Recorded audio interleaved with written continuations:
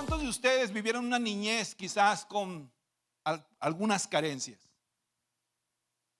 Nosotros venimos de una familia de 12 hermanos y cuando mi padre aceptó el desafío del ministerio, el primer lugar donde lo llevaron a él a pastorear, lo mandaron a pastorear, era un ranchito ahí muy apartado de la ciudad. Y yo recuerdo que pasábamos tiempos a veces difíciles, ¿verdad? Decíamos nosotros que nosotros comíamos a la carta. El que sacaba la carta mayor era el que comía y el que no, no. Y éramos una familia acomodada porque nos acomodábamos como 5 en cada cama. Y eran tiempos difíciles. Yo recuerdo que uno para las cosas malas tiene de vuela la cabeza muy rápido, ¿verdad? Mi mamá compraba unas bolsotas de galletas de animalitos porque cuando se acababa la comida con eso nos llenaba. Y yo recuerdo que para que no se acabaran rápido las galletas de animalitos, porque era un manjar para nosotros, las escondía. Siempre buscaba un escondite donde donde esconder esas galletas de animalitos, porque éramos 12 y los 12 nos podíamos acabar en un solo día. Y yo recuerdo que en una ocasión no encontrábamos esas benditas galletas, no las encontrábamos por ningún lado, estuvimos volteando la casa por todos lados. Y recuerdo que a mí se me ocurrió una idea. Mi mamá estaba lavando allá afuera de la casa y fui y le dije: mamá, se están comiendo las galletas de animalitos. Y me dijo: tráemelas rápido. Pues ¿dónde están para traértelas? Y me dijo: las dejé allá en el bote, allá, que no sé qué. Y fui para allá. No, pero no era para darle las galletas a mi mamá, sino que le dimos mate ahí.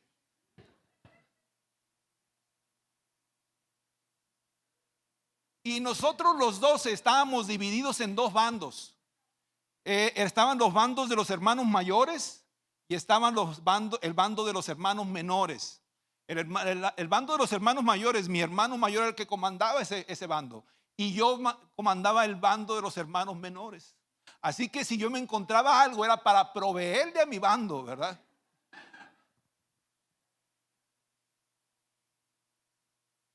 Porque yo soy el número 7 de los 12. Y yo recuerdo que a veces no compartíamos. Y mi hermano mayor siempre me decía: tenemos que compartir todo lo que encontremos, todo lo que hallamos tenemos que compartir. Hicimos de todo, déjenme decirles, hicimos de todo. Vendíamos periódico, vendíamos cobre, vendíamos papel periódico a los chinos. Hicimos de todo. Mi abuelo era carpintero, nos hizo un cajón de bola para empezar a dar bola. A los 6 años comencé a dar bola en el centro de la ciudad de Culiacán, Sinaloa. Hicimos de todo, pero siempre mis padres y mis abuelos me dijeron: siempre hay personas en peor situación que ustedes, siempre. Y siempre nos movían a compasión, siempre nos movían ellos a compartir con los demás lo poco que nosotros teníamos.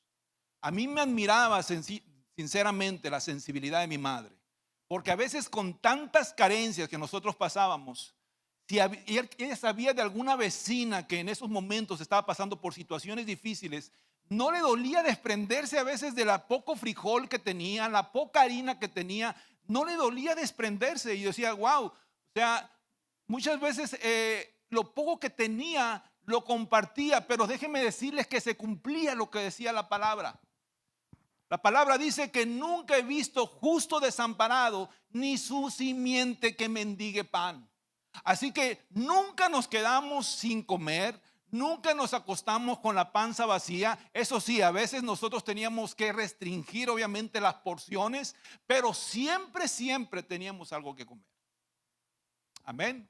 Yo me admiraba sinceramente de cómo el Señor de repente movía compasión a otras personas. Y de repente amanecían en la casa pastoral ahí de mis padres, amanecía una java llena de tomates, una java llena de aguacates, una java llena de naranjas, que muchas veces ni siquiera sabíamos quién la había dejado ahí. Pero es Dios el que provee, es Dios el que provee, es el Dios el que ayuda. ¿Y a qué voy entonces? Estamos hablando durante esta serie lo que detiene nuestra cosecha. Ese es el nombre de nuestra serie. Y muchas veces lo que detiene nuestra cosecha es la falta de compasión por el prójimo. la falta de compasión por los demás.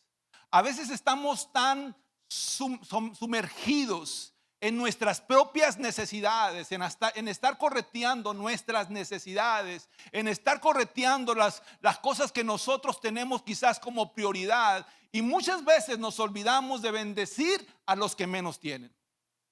A veces estamos enfocados en nuestros problemas personales, problemas familiares, problemas matrimoniales, que vivimos quizás en una indiferencia con la situación que se está viviendo en este mundo. Martin Luther King dijo: lo preocupante no es la perversidad de los malvados, sino la indiferencia de los buenos. Nos está tocando vivir en un mundo en donde cada vez más la falta de amor, misericordia y compasión es más tangible. Nos encontramos ante un imponente avance de la inmoralidad y la corrupción en todos los ámbitos sociales. El desinterés por el prójimo se demuestra en las redes de tratas de blancas, en donde millones de mujeres son raptadas alrededor del mundo y vendidas al mejor postor.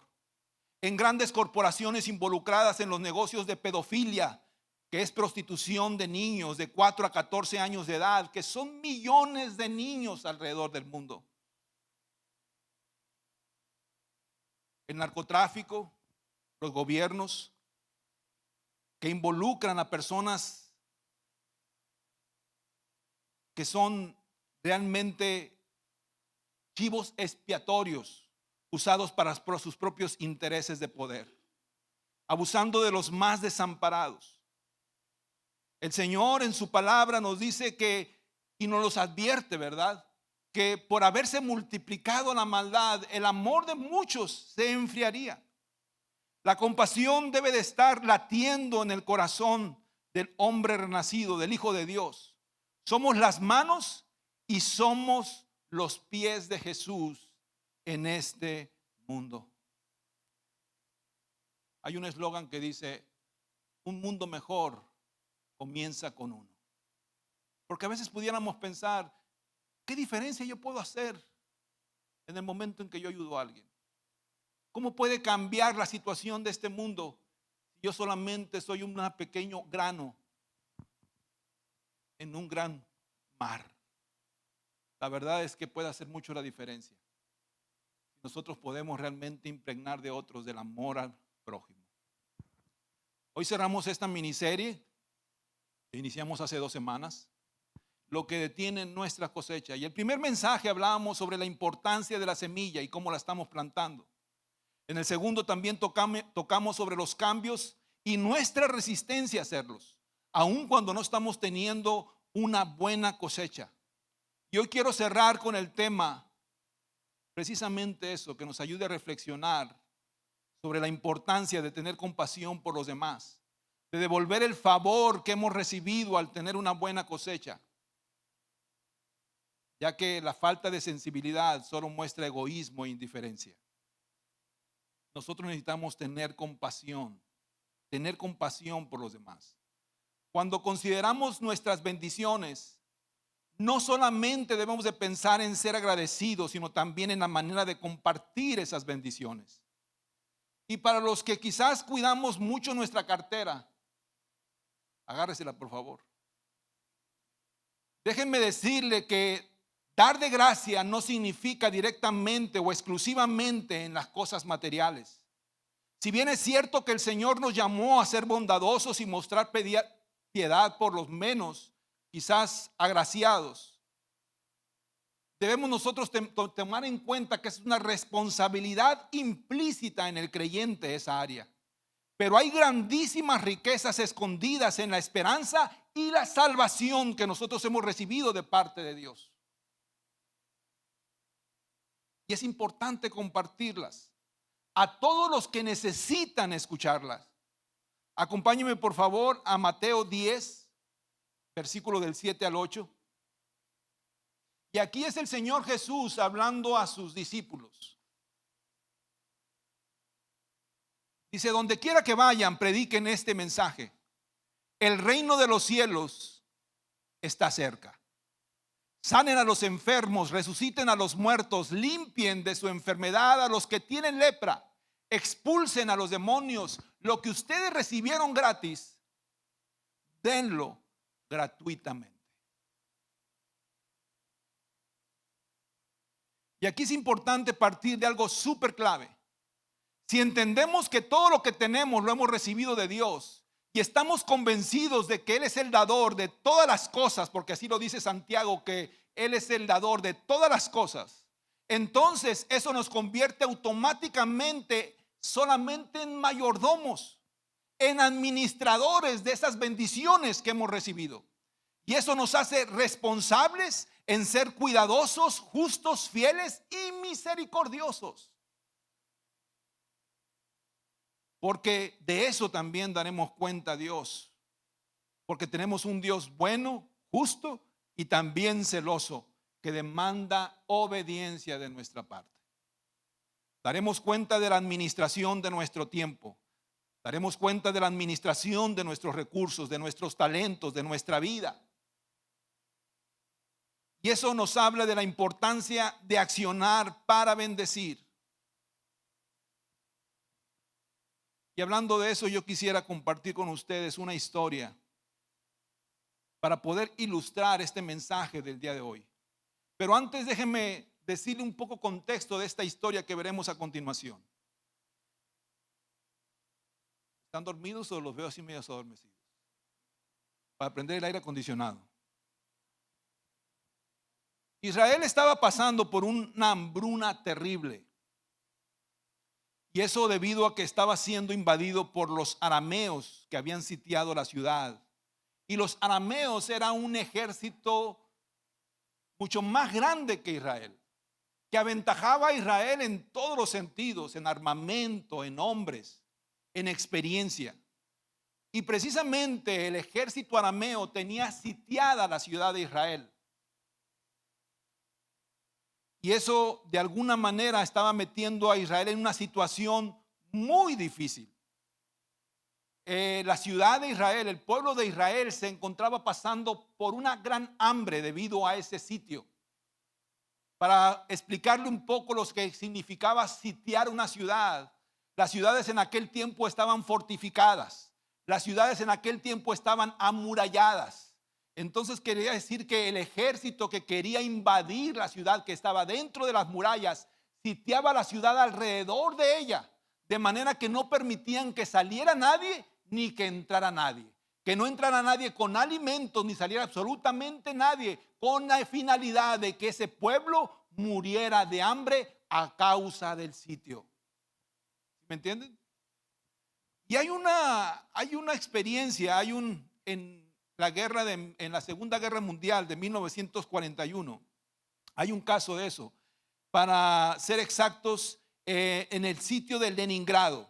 Googléanlo ahí por favor si quieren saber más de esta historia, no ahorita, después. Dice que Adolfo Hitler dio la orden de sitiar la ciudad de Leningrado. Nadie podía entrar ni salir. El sitio duró 900 días. La comida se acabó, los servicios también se terminaron, la gente moría de hambre y frío, y dice la historia que comenzaron a comerse los cadáveres de las mismas personas que comenzaron a perecer en ese momento. Llegó al punto de que la misma gente ahí de Leningrado comenzaron a comerse los perros, los gatos y las ratas.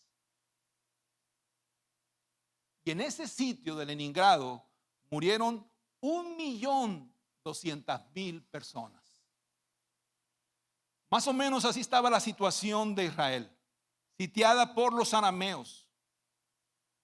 Y en ese momento salen a la historia la actuación de 4 leprosos. Anteriormente yo he usado este pasaje para otros temas, pero me gustaría que por favor me siguiera en la historia de lo que hicieron estos 4 leprosos. Segunda de Reyes, capítulo 7, versículo del 3 al 11. Va a ser larguito, así que agárrese por favor.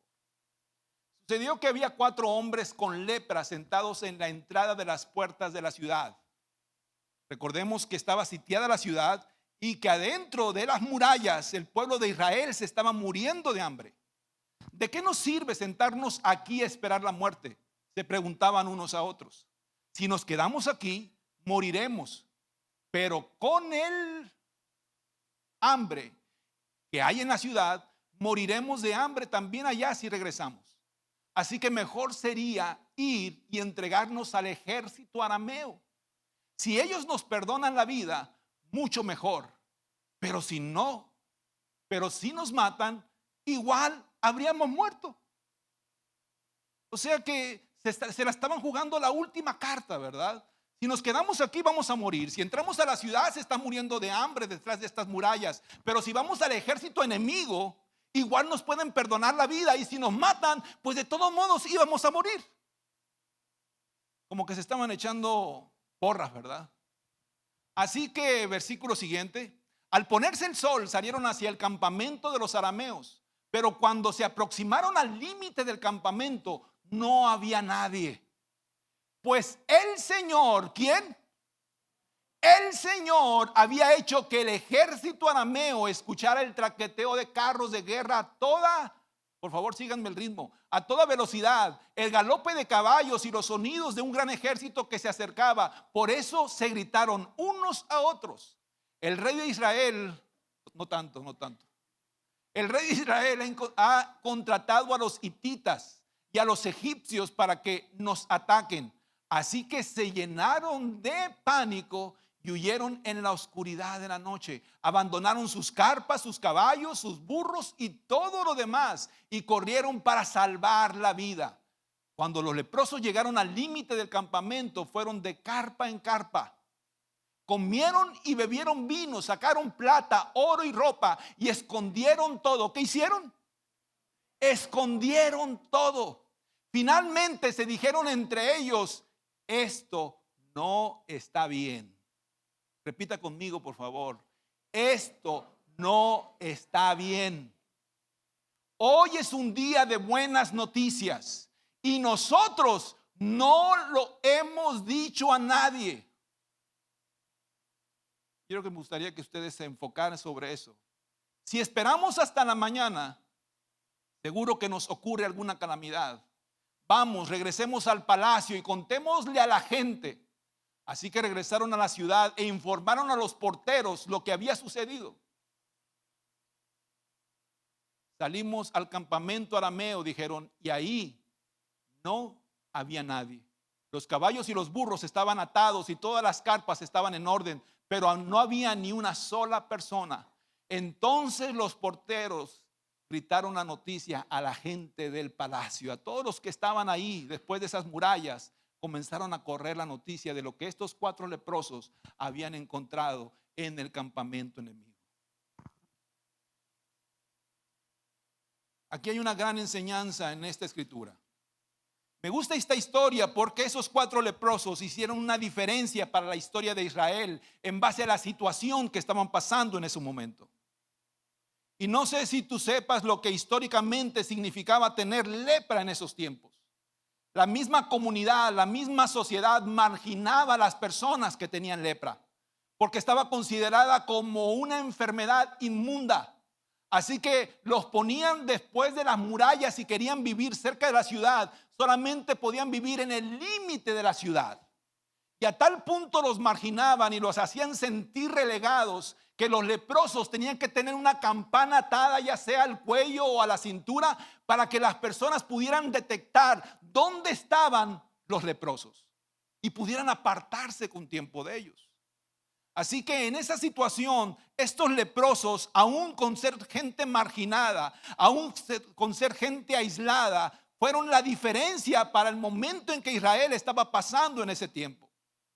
A veces nosotros podemos pensar de que Dios solamente usa grandes personas, pero Dios puede hacer grandes cosas con personas ordinarias. Solamente necesitamos creer de que lo puede hacer. Pero volvamos a la historia. ¿Qué fue lo que hizo reaccionar a estos hombres? Voy a partir del primer punto. Una de las cosas que hizo reaccionar a estos hombres en base a la situación que estaban pasando fue el sentido de urgencia. No fue la valentía de ellos, no fue su fuerza, no fue su preparación, fue el sentido de accionar ante una gran necesidad. Imagínate la escena que estaban pasando estos 4 leprosos. Dice la historia que acabamos de leer, dice el pasaje que acabamos de leer, que el pueblo de Israel estaba pasando por una gran hambruna a causa del sitio de los arameos. Y dice la historia que ahí se encontraban los 4 leprosos.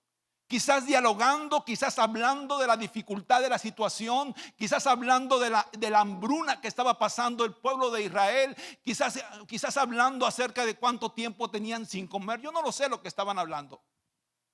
Estaban ahí relegados en el límite de la muralla de la ciudad de Israel.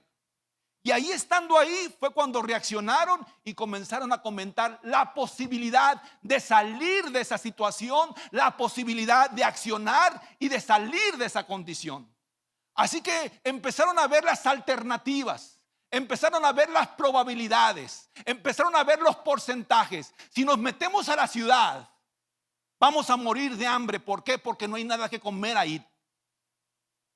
Dice la historia que inclusive ellos también comenzaron a practicar el canibalismo también. Ustedes vean la historia completa. Y dijeron los leprosos: si vamos a la ciudad, si entramos a la ciudad, vamos a morir de hambre porque no hay ningún víver, no hay nada que comer ahí. Si nos quedamos aquí, tenemos ya días sin comer. Por lo menos cuando hay comida ahí, nos pasan y nos avientan algunos desperdicios, nos pasan algunas cosas para que nosotros podamos subsistir. Nos sobrevivimos con los desperdicios de esta ciudad, pero ahorita ni desperdicios nos están pasando.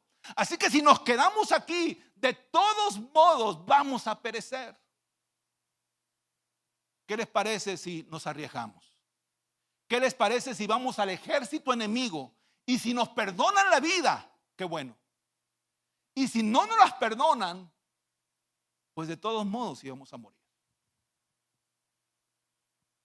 Así que lo que los hizo reaccionar a ellos fue el sentido de urgencia.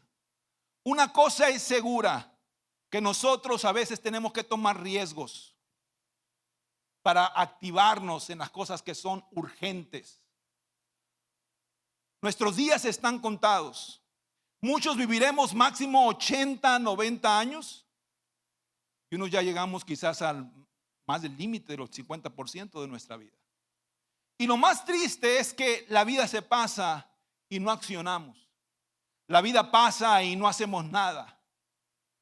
Si yo quiero que mi vida cuente, debo de hacer una diferencia. Pero toda carrera comienza con el primer paso. Dice Santiago 4 que nuestra vida es como la neblina que aparece por un tiempo y luego se desvanece. Y a veces nos convertimos en los hombres del mañana. Mañana comienzo con esto. Mañana hago esto. Mañana acciono con esto. Mañana le voy a hablar a mis hijos. Mañana le voy a hablar a mi familia. Mañana tengo el sentir de hablarle al vecindario. Tengo el sentir de hablarle a mis compañeros de trabajo. Tengo el sentir, y a veces nos quedamos con ese sentir, pero no accionamos. No accionamos. Nos quedamos con ese mote de decir somos los hombres del mañana, pero el Señor quiere que seamos los hombres de hoy, hoy. Porque no hay tiempo que perder, no hay tiempo que perder. Si ya lo que no se recupera es el tiempo perdido, y tenemos que accionar hoy. Y hay un sentido de urgencia. Hay un sentido de urgencia, iglesia, y no podemos seguir quedándonos dormidos en nuestros laureles, creyendo o a veces descansando en que otro hará nuestro trabajo. Si no lo hago yo, se va a despertar alguien y va a accionar. Si no lo hago yo, va a reaccionar alguien y eso lo va a hacer. El Señor nos quiere usar a nosotros, a cada uno de nosotros. Y quizás como esos 4 leprosos pudiéramos pensar, bueno, pero ¿por qué nosotros? ¿Por qué nosotros? Si nosotros estamos marginados, si nosotros no tenemos nada, si nosotros no hemos recibido ningún favor de esas personas, no debemos esperar que la muerte se nos aproxime para darnos cuenta de que las decisiones que tomamos hoy van a determinar el curso de nuestra vida a largo plazo. No importa qué edad tengas, tienes que usar tu vida para bendecir, para que tú puedas sentir complacencia de los años que el Señor te está dando. Como lo dije hace un momento, a veces el ser compasivo como que ya pasó de moda. Yo me preocupo por mí. Hay un síndrome de solamente yo, lo que yo necesito, mis problemas, mi situación, mi condición, solamente yo. Y como lo leímos hace un momento, somos bendecidos para bendecir. Lo que tú has recibido de gracia, tienes que darlo de gracia también a otros. Lo que tú has recibido de gratis, como lo decíamos en la versión que leímos, tienes que compartirlo a otros, porque el Señor es el proveedor de absolutamente todo lo que tenemos. Nosotros solamente somos administradores. A veces hay gente que ni siquiera necesita dinero de parte tuya, no necesita provisión material. Muchas veces hay gente que necesita tiempo nada más. Tiempo. Cuando íbamos nosotros al Parque de la 22, recuerdo que nos parábamos a platicar con las personas que estaban ahí. Y esas personas, muchas de ellas ni siquiera tienen la intención de salir de esa situación. Hay una esclavitud mental en ellos. Pero cuando nos poníamos a platicar con ellos sobre su situación, sobre su condición, su familia, el trasfondo de ellos, era tiempo el que nosotros le estábamos dando a ellos y era lo que ellos querían. Y era lo que más valoraban. A veces nosotros estamos tan saturados en nuestra agenda, preocupados por nuestras necesidades, única y exclusivamente con nuestras necesidades, donde no hay tiempo para alguien más, donde no hay tiempo para el prójimo, donde no hay tiempo para ir a ver al enfermo, donde no hay tiempo para ir a ver a aquel que está teniendo tribulaciones, situaciones difíciles, que quiere tirar la toalla, que se siente caído. No hay tiempo, estamos tan saturados. Y la pregunta es, ¿cómo nosotros demostramos el amor al prójimo? ¿Con lo que nos sobra de tiempo? Si es que nos sobra. ¿Con lo que nos sobra ya una vez que suplimos todas nuestras necesidades? Si me sobra, ahí está. La verdad es que yo me admiro, porque mi madre todavía a los 85 años, ya retirados del ministerio, un ministerio que duró 60 años para ellos, siguen practicando el evangelismo a esa edad. Hace 3, 4 días hablé por teléfono con ella y preguntándole cómo se encontraba. Y me dijo, vengo de ver a una muchachita que trabajaba con nosotros y ahorita está embarazada. Ya está en el 9º mes. Y le tejí unas cobijitas y le tejí unos trajecitos al niño que va a tener. Y fui y se los llevé. ¿Y dónde vive la muchacha, mamá? Vive a la otra orilla de la ciudad donde viven ellos. 85 años. Se fue en camión. Y a veces nosotros, sanos, fuertes, nos pesa a veces hacer algo por el prójimo. Buscamos excusas para decir, no puedo hacerlo, no tengo tiempo, no puedo, tengo compromiso, estoy ocupado en mi situación, estoy ocupado en mis necesidades. Es tiempo de que nosotros despertemos, iglesia. Yo platicaba con una persona ayer, somos la única entidad que el Señor ha establecido en este mundo para hacer la diferencia. Para hacer la diferencia. No es nuestro gobierno, no es nada, somos nosotros.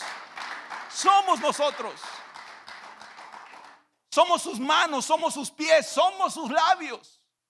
Y el Señor quiere usar a la iglesia, necesita usar a la iglesia. La condición que está pasando el mundo de enfermedad moral, de enfermedad espiritual, de enfermedad emocional, nos hace que nosotros tengamos un sentido de urgencia.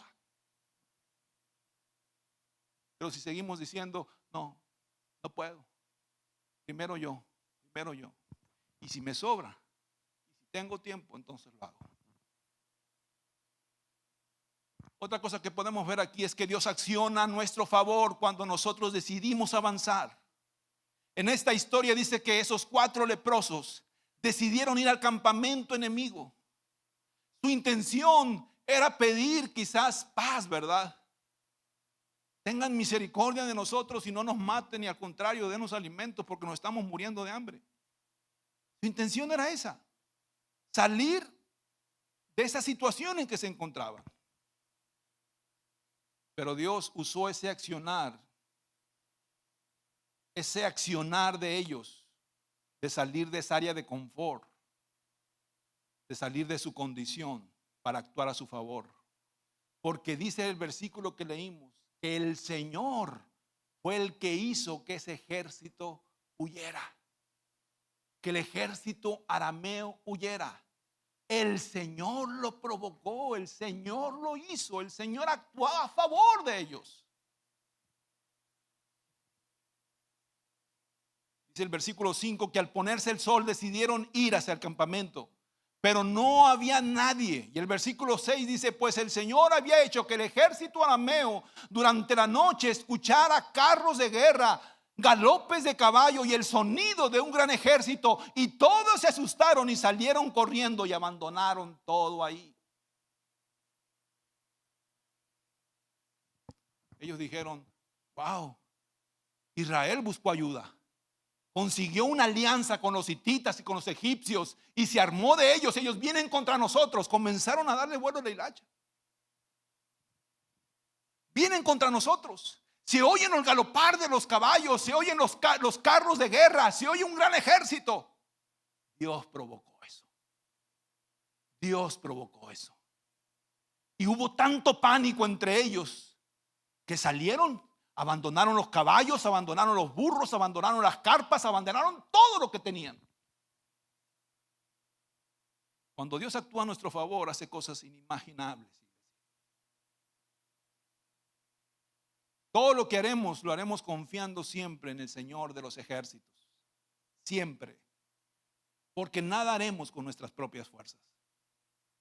El Señor siempre nos ayudará cuando nosotros queremos hacer las cosas como Él nos pide. Recordemos que nosotros no vencemos por nuestras propias fuerzas. Dios usó la decisión de estos 4 leprosos para manifestar su poder y su favor. Hombres comunes, hombres corrientes, desechados por la sociedad, pero que accionaron, que tuvieron en cuenta el sentido de urgencia de salir de esa situación. Queremos ver cosas mejores, no podemos quedarnos lamentándonos ni estar paralizados de ninguna situación que estemos pasando. Nosotros vamos como iglesia en el nombre del Todopoderoso. Dice la historia que cuando los leprosos llegaron al campamento, fueron de carpa en carpa, comieron, bebieron, sacaron la plata, sacaron el oro, tuvieron una gran cosecha. Dice la historia que leímos que fue tanto lo que ellos obtuvieron de carpa en carpa. Yo me puedo imaginar a esos 4 leprosos cuando vieron el campamento de ese gran ejército. Ustedes se imaginan un campamento de un gran ejército. ¿Cuántas carpas había ahí? La historia no nos los dice, pero se pueden imaginar ustedes cuántas carpas había ahí. De oro, de plata, de ropa. Cuántos caballos, cuánto ganado había ahí. Y dice la historia que fueron de carpa en carpa. Y yo me imagino esos 4 leprosos quizás ya iban arrastrando los costales llenos de plata y de oro, ¿no? Y vamos por otra carpa, y vamos por otra carpa. Y fue tanto lo que recogieron que hasta que lo tuvieron que esconder. A lo mejor lo tuvieron que buscar una pala ahí para cavar pozos, para guardar el botín que habían recogido. Era tanto lo que habían recogido. Y saciaron su hambre. Comieron, bebieron vino. Iba a decir que se pusieron hasta el gorro, pero no me consta. Saciaron su necesidad. Y eso solamente lo permite el Señor cuando nosotros accionamos y Él está a nuestro favor. Y el tercer punto y último punto que quiero compartirles hoy, que también lo sacamos de esta historia, es que ellos tuvieron compasión por los demás. El versículo 9 dice que quizás cuando estaban aún disfrutando de todo lo que habían ellos sacado de esas carpas, de todo el favor de Dios, porque ellos no pagaron por eso, no pelearon por eso. Todo fue el favor de Dios, porque el Señor hizo que ese ejército se fuera huyendo. Así que ellos no tuvieron que pelear por ese botín, por esa riqueza, por esa provisión. No tuvieron que pelear. No tuvieron que pagar absolutamente nada. Simplemente accionaron. Simplemente vieron el sentido de la urgencia. Y ahí en ese momento estaba la recompensa de haber salido de esa área de confort.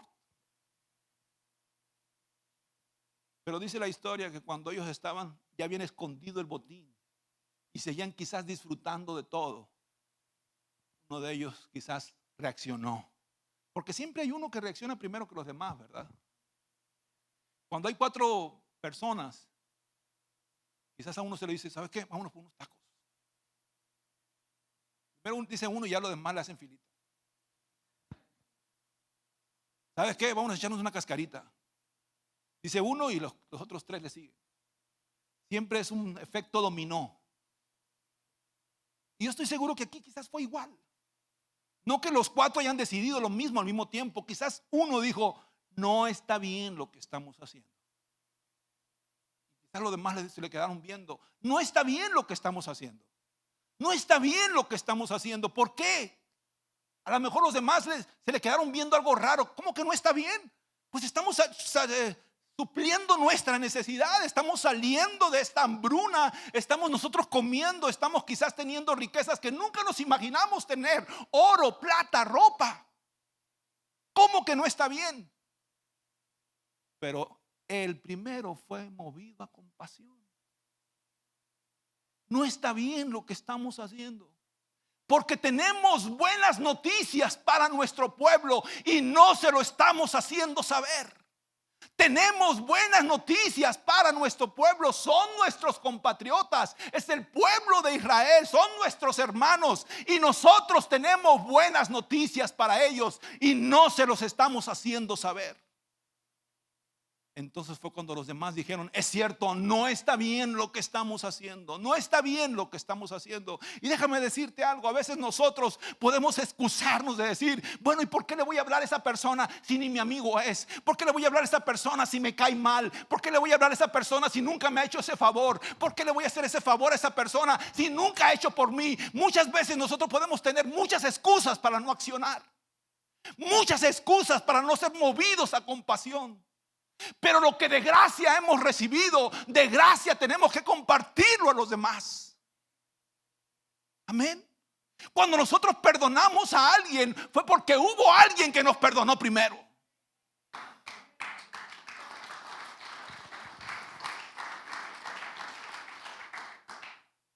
De hecho, el Padre nuestro así dice, ¿verdad? Perdónale todas nuestras ofensas, así como nosotros perdonamos a los que. Así dice. Pero hubo alguien que nos perdonó primero. Cuando nosotros le tenemos paciencia a alguien, es porque alguien nos tiene mucha paciencia a nosotros. Que la regamos y la volvemos a regar y volvemos a meter la pata. Y dice él, ¿sabes qué? Tienes que alinearte. Estoy paciente para que tú te alinees, para que tú te fortalezcas, para que tú te afirmes. Y yo estoy aquí con los brazos abiertos esperándote que lo hagas. Y a veces nosotros somos impacientes con los demás, falta de misericordia. Y los leprosos pudieran haber tenido muchas razones quizás para no extender su mano de misericordia hacia su pueblo. Y hubieran dicho, ¿sabes qué? ¿Por qué nosotros vamos a compartir esto con ellos? ¿Por qué? Si a nosotros nos han marginado, si a nosotros nos han desechado, si a nosotros nos han puesto a vivir al límite de la ciudad, no tenemos ni nada que agradecerles a ellos. ¿Por qué vamos a compartir las buenas nuevas? Porque el Señor fue el que hizo todo eso por ellos. Porque el Señor fue misericordioso con ellos. Porque estaban teniendo de favor todo eso. Y de favor hay que compartir lo que hemos recibido de gracia. Y me encanta todavía cómo accionaron ellos. Porque también fueron prevenidos. Porque dijeron, hagámoslo ahora. Ahora. No sea que mañana nos acontezca algo. Amén. No sea que mañana cuando nos levantemos, alguno de los arameos se les haya ocurrido regresar y nos dé matarile aquí. Hagámoslo en este momento. En este momento vayamos nuevamente a nuestro pueblo. Vayamos y demos las buenas noticias. Y eso también hay una enseñanza plus aquí. Porque a veces nosotros tenemos buenas intenciones, pero no las tragamos. O nos quedamos muchas veces estancados con esas buenas intenciones por un tiempo. Mañana doy esas buenas noticias. Lo que dije hace un momento es la realidad de este mundo. Tú has recibido de parte de Dios la esperanza. Tú has recibido de parte de Dios la salvación. Tú has recibido de parte de Dios el camino a la vida eterna. Lo has recibido de parte de Dios. Y hay mucha gente allá afuera que todavía no conoce las buenas nuevas, las buenas noticias. Y nosotros, tú y yo, las hemos recibido. Nosotros, tú y yo, conocemos el camino. Nosotros, tú y yo, conocemos la verdad. Nosotros, tú y yo, conocemos la esperanza de la salvación. Nosotros, tú y yo, tenemos un sentido de la vida, porque el Señor nos ha dicho que tenemos un futuro y una esperanza. Pero hay gente allá afuera que no sabe las buenas nuevas. Hay gente que está hambriada allá afuera. Y no estamos hablando de hambre físico. Estamos hablando de que hay una hambruna espiritual. Hay una sequedad espiritual. Y tú y yo somos los responsables, o somos los indicados, o somos los que Dios quiere usar para salir de esa estática, para salir de esa área de confort, para salir de esa situación.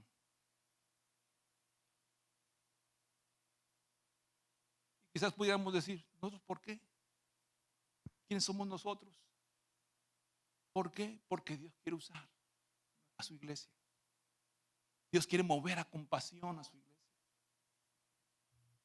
Es cierto que la maldad se va a multiplicar día tras día. Por haberse multiplicado la maldad, el amor de muchos se va a enfriar. Eso es cierto, es profético. Lo dice la Escritura, que eso va a suceder en los últimos tiempos. Pero también dice la Escritura que donde abundará el pecado, sobreabundará la gracia de Dios. Sobreabundará la gracia de Dios. Y nosotros, tú y yo, somos portadores de esa gracia.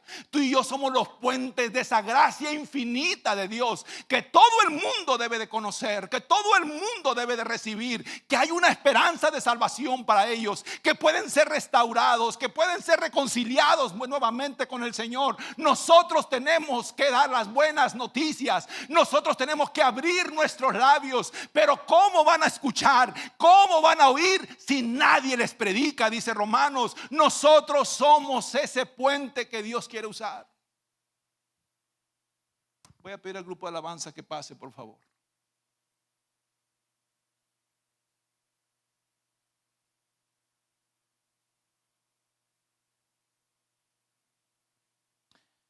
Hay un pasaje que se encuentra en Ezequiel. Ustedes conocen esa historia, que el Señor tomó al profeta Ezequiel y lo llevó a ver una visión en un gran valle de huesos secos. Y ese gran valle de huesos secos representaba la ciudad de Israel, el pueblo de Israel, que se encontraba en esa condición.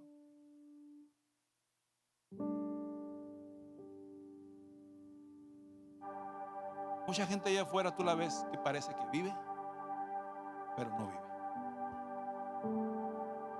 Porque el único que ha venido a traer vida y vida en abundancia es ese. Mucha gente allá afuera parece que no necesita nada, pero está seca, está vacía, espiritualmente, emocionalmente. Mira lo que dice Ezequiel 37:1. Cuando el Señor le dice a Ezequiel lo que significaba precisamente ese valle de huesos secos. Ezequiel 37:1, ¿lo tenemos, Miriam? ¿No lo tenemos? Ezequiel 37:1. Estos huesos son el pueblo de Israel. Ellos andan diciendo: nuestros huesos se han secado, ya no tenemos ¿qué? Esperanza, estamos perdidos. Mucha gente allá afuera se siente así. sentimos secos, no tenemos esperanza, nos encontramos perdidos. Y si tú conoces la historia, te recordarás que el Señor mismo le pregunta al profeta: ¿vivirán estos huesos? Y el profeta le dice: solamente tú lo sabes. Solamente tú lo sabes. Exactamente, yo solamente lo sé. Y está en mi poder traer vida. Está en mi poder traer esperanza. Está en mi poder traer un sentido a los demás. Pero el Señor le dice algo al profeta: profetiza sobre estos huesos, y esos huesos vivirán. Abre tus labios, da palabra sobre estos huesos. Da palabra, profetiza sobre esos huesos. Y dice la Escritura que el profeta comenzó a profetizar. Imagínate la escena de una persona que está en un cerro de huesos secos. Y dice la Escritura que no estaban huesos normalmente, huesos en gran manera. En gran manera. Tenían un tiempo quizás muy largo de vivir en esa situación de sequedad.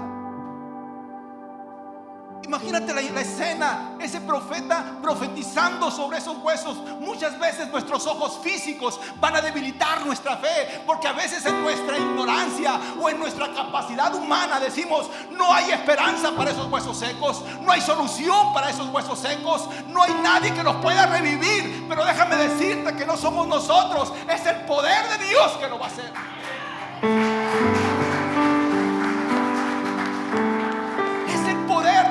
Que lo va a hacer. Cuando el Señor le dijo a Ezequiel: profetiza sobre esos huesos, y esos huesos van a vivir, no eran las palabras de Ezequiel, era el poder de Dios respaldando las palabras de Ezequiel, respaldando la obediencia de Ezequiel, de abrir sus labios, de dar palabras de esperanza, de dar palabras de vida. Muchos de nosotros hemos recibido el favor de Dios, hemos recibido bendición, hemos recibido un gran tesoro por medio de la salvación. Pero no es para que nosotros escondamos ese tesoro como lo hicieron esos 4 leprosos. No es para que nosotros escondamos todas esas bendiciones.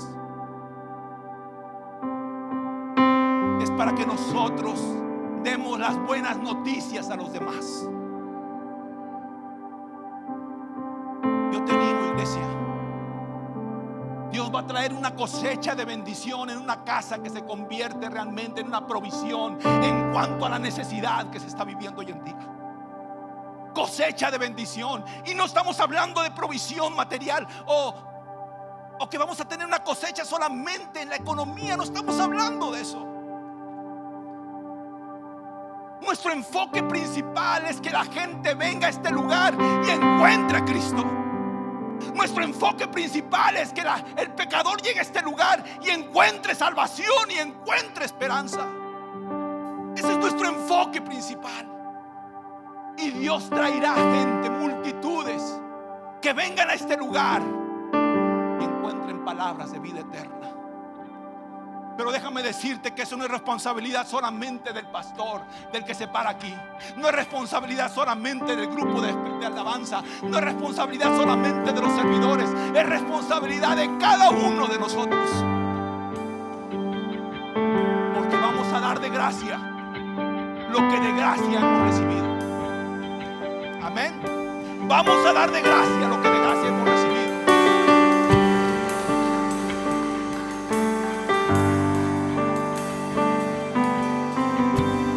Tenía 26 años. Esta niña que está aquí, Fabiola, tenía 1 año de edad. Yo vivía una vida cristiana aparentemente buena. Era cristiano nominal. Venía, acudía, escuchaba, estaba sentado, pero nada ocurría en mi vida. Y así pasaron muchos años sin que nada activara nada en mi vida. Yo creía que estaba bien. Un cristiano nominal. Yo recuerdo que una noche Espíritu Santo trabajó conmigo. Yo entré al cuarto de mi niña, la vi acostada, vi una personita sin protección, sin ayuda. Y el Señor me dijo: tú tienes un salvavidas en tus manos. Tienes un salvavidas en tus manos. Yo te he dado a conocer la verdad, el camino y la vida. Y está en tu responsabilidad que tus hijos lo conozcan también. Está en tu responsabilidad de que ellos encuentren el camino a la vida eterna. Yo recuerdo que en ese momento me arrodillé y yo le dije al Señor: ayúdame para que así sea. Ayúdame para que así sea. Que no haya nada que me confunda, que me extravíe. Ayúdame para que así sea. Es difícil, pero nosotros somos los portadores de esas palabras de vida a los demás. El Señor te quiere usar a cada uno de ustedes como esos portadores de gracia. Hay mucha gente que lo necesita. Hay mucha gente que lo necesita, principalmente tus hijos, principalmente tu familia, tus vecinos. Que ellos escuchen, que vean lo que Dios ha hecho en tu vida. Refleja el amor de Cristo. Que en algún momento tú puedas dar esas palabras de esperanza.